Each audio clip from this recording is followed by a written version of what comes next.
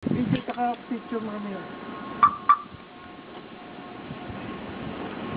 Ipababang, ipapagsak mo sa ulo niya yung sombrero niya para sa Pinoy.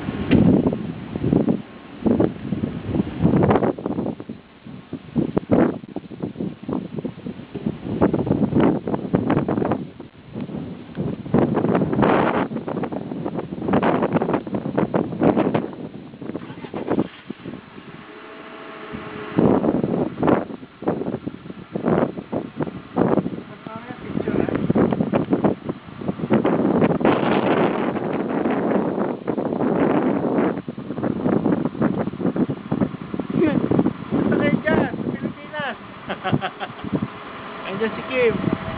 Kinukuha na